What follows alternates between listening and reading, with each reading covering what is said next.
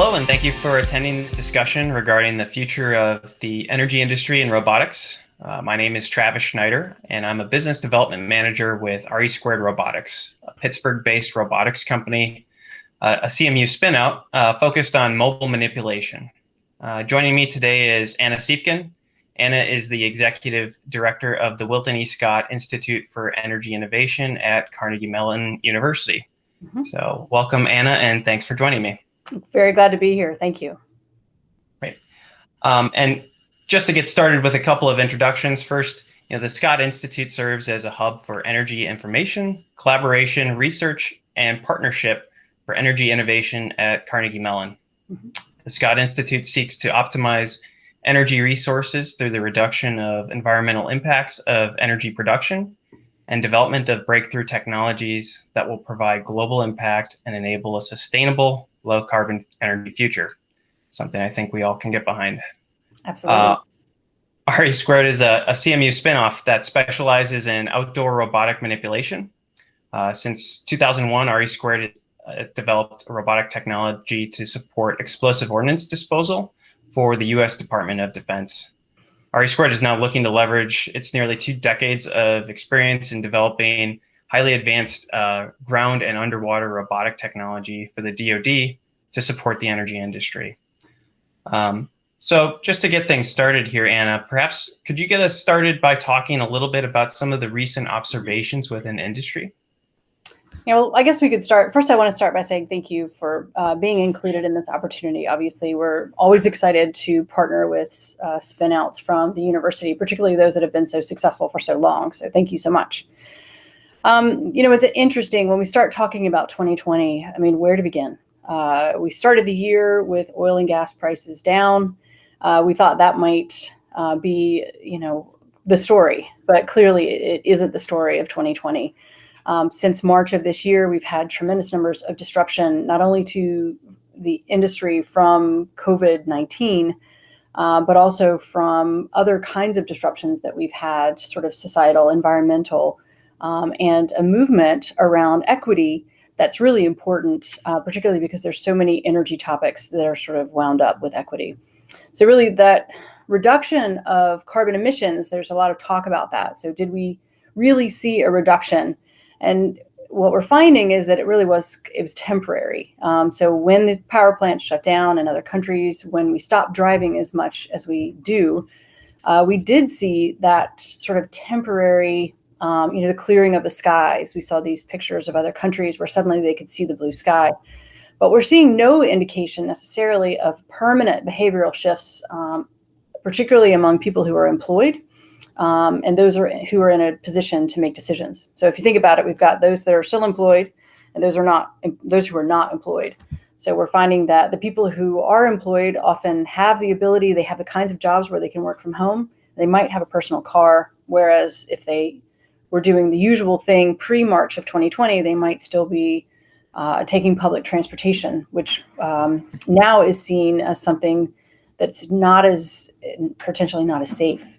And those folks who are not employed are also having difficulty with transportation. So the temporary reduction that we've seen in energy demand in commercial buildings, it seems to be offset in some cases. Well, at the commercial building scale, it was, we saw a drop in commercial buildings, but the residential has been either flat or we've seen it increase. So we're seeing more and more people that are, changing their work patterns, and that's having an impact. So interestingly enough, as these regions come online, carbon emissions are quickly going back to pre-COVID levels. So transportation systems have not only been sort of rocked by the virus from a ridership perspective, but now also from an employee standpoint. So we're seeing more and more folks who work for transportation systems getting sick. In fact, in Allegheny County, where we are in Pittsburgh, we've had several dozen workers on those transportation systems who have called in sick. So then finally, there's a lot of inequity issues that have come to the surface because energy is often produced, I should say, in ways that is disproportionately impacts and negatively impacts folks in Black and brown communities. And all of that has really come to the surface in the past couple of months. So, if you think about it, solar is something that we see as a solution, but residential solar has never been something that's truly available to people in their houses. And so here we are with people in their houses. They're stuck at home. They may or may not be able to get out to the places where they ordinarily would been able to cool, or even cooling centers are struggling because you can't maintain social distancing. And now, during the hottest part of the year, we're starting to see that rent is due, and some of those sort of caps are being lifted. So there's these enormous sort of energy impacts that are happening because of COVID that have a lot of impact on individuals, both in their work lives and in their home lives. So you add to that what I was talking about, that volatility that already existed at the beginning of the year. I mean, gas and oil prices were in the negative. They were closing offices of certain locations, and there was divestment, selling off of assets. And so that has triggered this reduction in production, reduction in spending, and it goes lower and lower and lower. In terms of renewables, we did a talk just this morning, a webinar, and it was interesting because there was this deep discussion about renewables. Because as I mentioned, people saw, like, what if we had planned better? What if we had more renewables? But it seems that the supply chain is so disrupted that it's very difficult for some of those technologies to continue in a COVID situation. So even between academics, there's sort of a discussion that's going about, is solar and renewables, is it down? Is production down? And I think that in the coming weeks and months, we'll be able to see more about that. So in terms of sort of seeking solutions, right, which is what so much of this is about, there are ways that we can use technology to cope, be it an app, contact tracing app, like things that have come out of Carnegie Mellon, because we've been doing a tremendous amount with our COVID cast work, as well as a Novid app that we've created to do contact tracing with Bluetooth technology. But there's also ways, I think, that we can improve resiliency as we move forward. So one of the ways that we've actually been doing it is really just trying to continue the conversation. As I mentioned just today, we had a talk on tackling energy poverty, which was talking about domestic and international strategies, challenges and insights, what we can see in other countries versus what we're seeing here. And then coming up in July on the 23rd, we are doing a talk talking about investment. So we have folks that are coming in from, impact financial impact funders.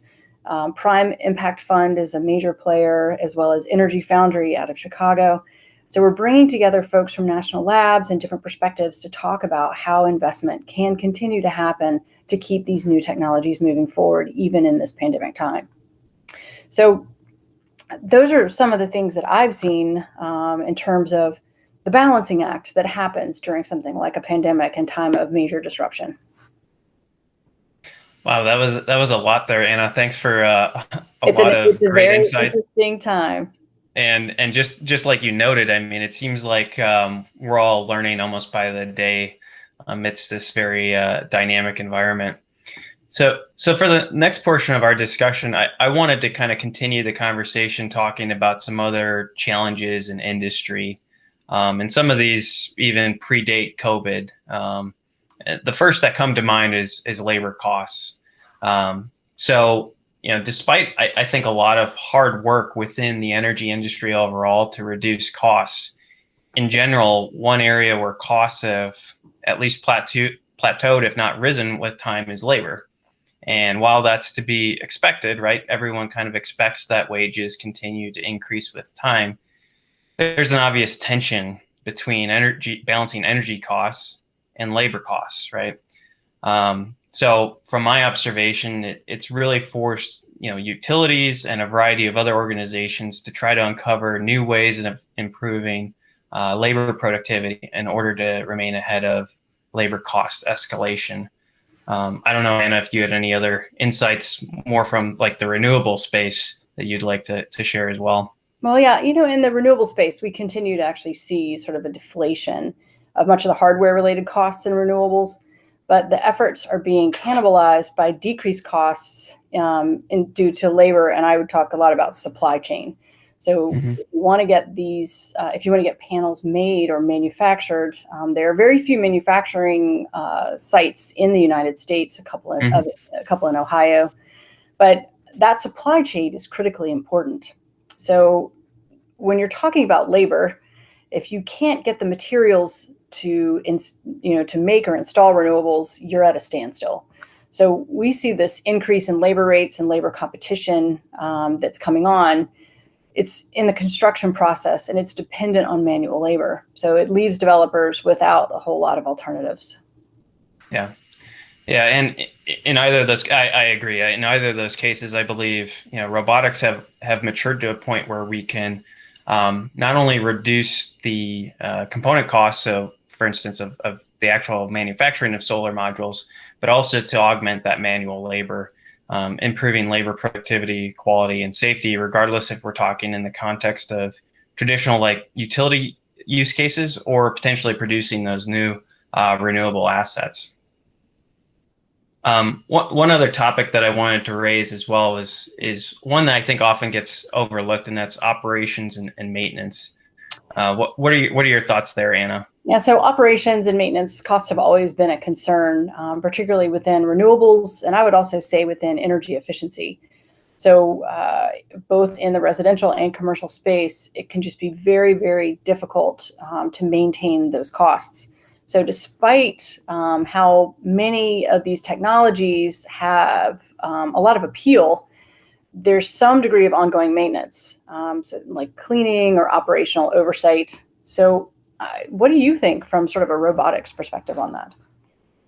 Yeah, I think this is another area where robotics can definitely heed the call. What robots are really good at performing those sorts of repeatable, more mundane tasks, such as cleaning solar panels. We're seeing some activity there. Visual inspection of electrical components for defects and abnormalities also comes to mind.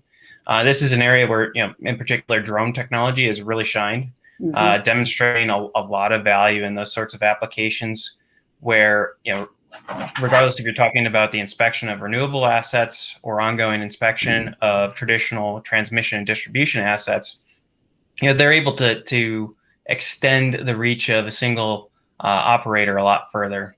So we're seeing a lot of applications coming online where robots are being used to not only perceive, but now we're starting to see applications where robots are also interacting with the world. So performing those tasks like cleaning modules to improve ongoing efficiency. And looking to the future, I guess I would anticipate many more of those types of applications coming online.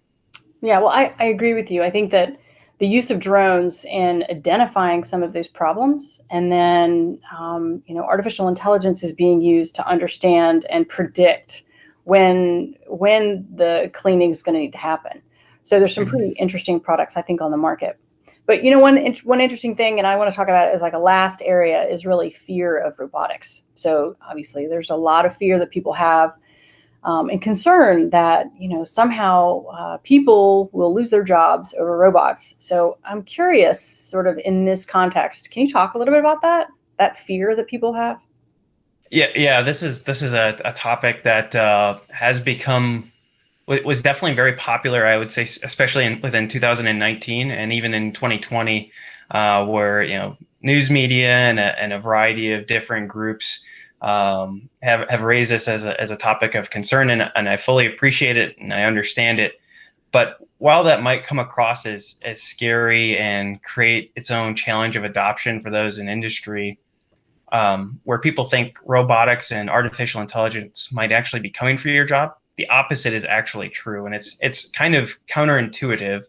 But particularly within like even the renewable space, robotics can really be leveraged to lower the cost per watt, lower the time per watt to produce new renewable assets, making renewables more attractive to investors, not only improving the ROI, but also creating more opportunities for more projects, which will likely translate to more jobs. So robotics and automation aren't necessarily something that should be feared, but rather embraced. You can look at that in a number of adjacent industries. Similarly, within the transmission and distribution space, robotics will only be used to help make work safer, more productive, and produce a higher quality output. All these improvements will create higher paying jobs for workers. And again, looking at either adjacencies in other manufacturing environments, and even just looking at the simple case of drones, right? A drone pilot, that role didn't exist 20 years ago, but now those are some of the better paying roles within industry. So as we look to the future for those groups that tend to embrace robotic technology, I think they're really going to reap a lot of benefits from that in the way of not only higher paying jobs, but more jobs. I would agree with you. And I have to go back to the comment you made about safety, because that is such an important thing to so many people, including people at utilities, including manufacturing. And so if there's a way of keeping people out of harm's way and providing them with different jobs, I think that's a great thing. It really does lead to that fourth area, I think, which is the fear of the unknown, because so many people are just not sure. A lot of folks in the energy industry are just risk averse, and that places, they put a lot of stock in sort of traditional proven methods, sometimes more just because it's what they've always known. So trusting technology, I know, can be scary. At Carnegie Mellon, we certainly see that with all of the different technologies that people are trying.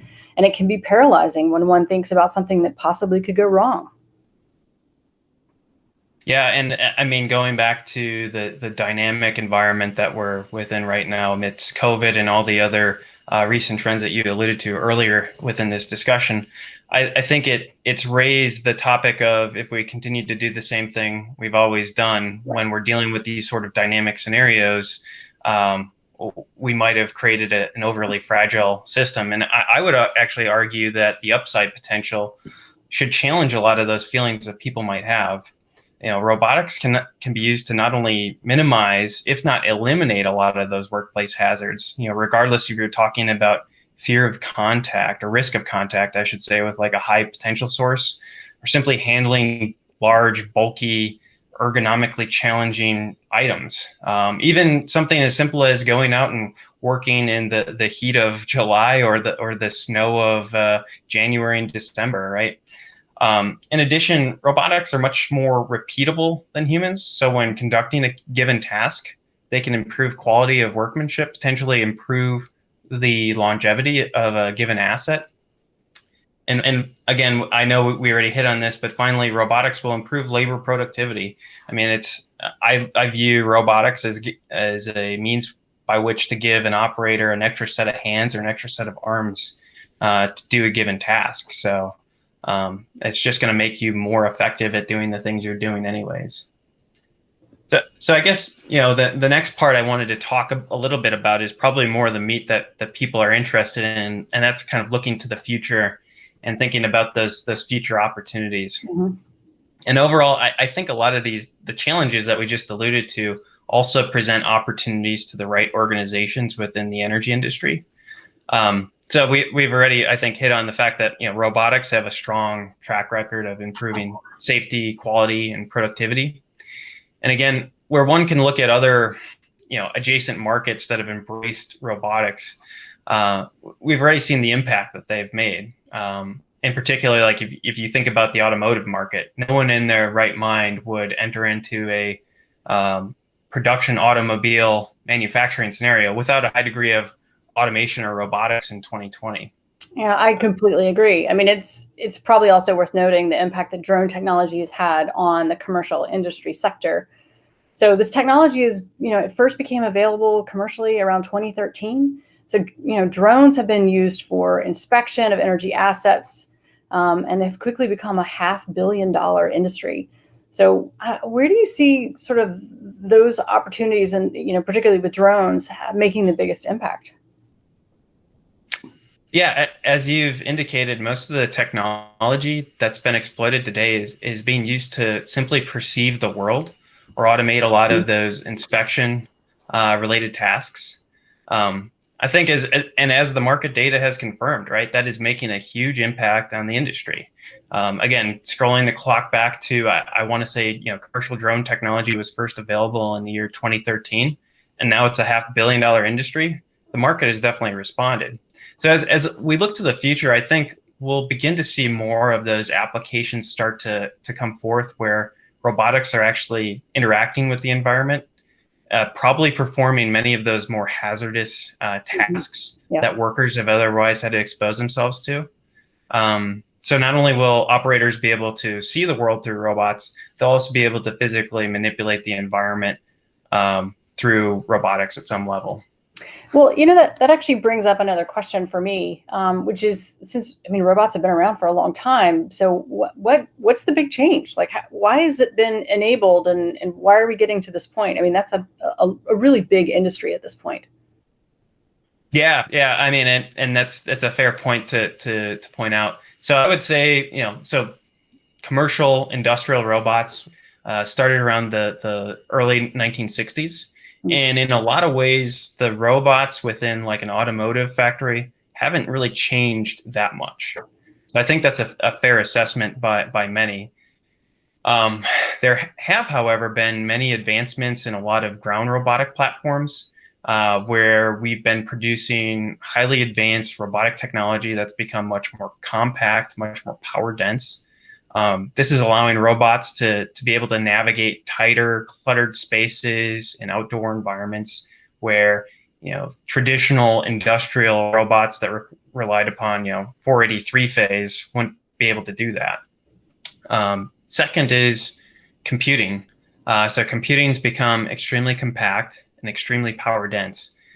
So that's enabled for higher levels of enabled the integration of higher levels of sensing, but also intelligence to enable higher levels of autonomy, which has really been a game changer for a lot of robotic systems. Mm-hmm. And then the third component that actually has less to do with the robot and more to do with the human is that there's been a lot of research in human-robot control interfaces that have made things much more intuitive, much more easy to use for the person who might not have a lot of experience in coding or writing software. They're able to still control robots to perform very complex tasks, minimally allowing for like telepresence, but even teleoperation to perform very complex tasks. So I think those are the things that have really kind of changed the framework there. It's interesting. Of all the things that you just mentioned, so many of them are strengths of Carnegie Mellon. So you talked about the human-computer interface, which is a strength of ours, and the use of autonomy. So really, really interesting to sort of see how this is coming together with such an impact on the energy industry. So do you have thoughts on sort of additional applications, what some of those applications might be? Yeah, absolutely. And the good news for people within the robotics industry is there is a myriad of opportunities that I see within the energy industry. Maybe we'll start with like transmission and distribution, right? Mm-hmm. There is a lot of opportunity to augment a lot of line work tasks in those hazardous scenarios that extend even beyond, inspection. There's a lot of tasks that people, and granted, it's not that workers are putting themselves in an unsafe environment, but they're putting themselves in an environment that there are a lot of known hazards, particularly when we're talking about underground work, being in a confined space, within substations, being exposed to high energy sources, or even overhead work, just simply being working at an elevated height, right? In those scenarios, I don't necessarily see workers being removed from the process. Rather, again, I see robots just coming online as that next new tool to help address those potentially hazardous scenarios.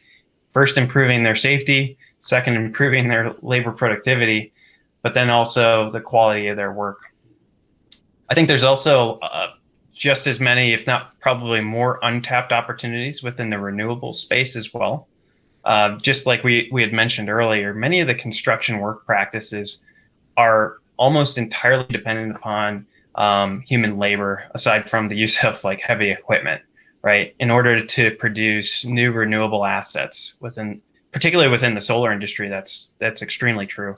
So I think robotics can help to lessen this dependency upon direct manual labor, improve a lot of ergonomics and safety related concerns, and help to also minimize labor costs. And then, much like we alluded to earlier as well, I think robotics can help to minimize the labor requirements associated with ongoing operations and maintenance in a variety of different scenarios. Regardless if we're talking about cleaning solar modules, there's a lot of robotics companies already helping to conduct that task. But I think we're really only scratching the surface there. So I see robotics being used to project human presence where it might be minimally difficult, if not impossible, to have humans present. An inspection or a task that comes to mind is the inspection of a lot of underwater components for offshore wind resources. So, the big trend with offshore wind right now is everything's getting bigger and further offshore to get into those right wind streams. So that creates a challenge where, wind resources are being deployed in deeper waters, stretching with cables stretching back to land, multiple, tens of miles, if not hundreds of miles back to land. So the question then becomes, how are we going to continually inspect a lot of those components between the generation source and where it hits land? One of the only options right now is underwater divers, if you want to do that manually. But that's where I would tend to lean heavier on a robotic resource to try to augment that sort of task. So, well, Anna, I think we covered a lot of ground in our discussion today. Thanks again for joining me. Of course. And Anna, if people wanted to reach out to the Scott Institute, what would be the best way for them to connect? So we have a pretty robust website. It's www.cmu.edu/energy. And so you can type that in, and it has all the information about the programming that we do throughout the year, much of which right now is virtual, but we're hoping to get back to in-person at some point in the future. We have a 5-day conference that we host every March called Energy Week. CMU Energy Week 2021 is already being planned. But you can find information on our website about our webinars, our programming, the 150 or so faculty who do work on energy-related topics. You can also find my email address there, and you can certainly reach out to me directly to ask any questions. I'm happy to help you navigate and find the person on campus who is working on the project that is exactly what you're looking for. So I can be a resource. Thanks for the opportunity today. I really appreciate it. That's awesome. Always. And great. And thanks. And for those of you who would like to connect to RE² Robotics, again, feel free to reach out to us via our website, www.resquared.com. You can also reach out to us via our social channels, LinkedIn, YouTube. We have a lot of great videos showcasing our robotic technology, as well as Twitter and Facebook. So thanks again, and I'm sure we'll have a talk soon. Take care. Bye. Thanks. Thanks again. Since 2001, RE² Robotics has remained committed to our mission to develop innovative technologies that make a positive impact on the world. RE² is a leader in the design, development, and manufacture of human-like robotic technology, solving the most challenging applications in the world. If you would like to be contacted about a robotics application, please email us at myrobots@resquared.com. That's myrobots@resquared.com. To stay up to date with the latest RE² news, visit our website at www.resquared.com, or you can always follow us on LinkedIn, Instagram, Facebook, and Twitter. If you'd like to see more videos like this, or videos featuring actual RE² robots, please subscribe to this channel on YouTube.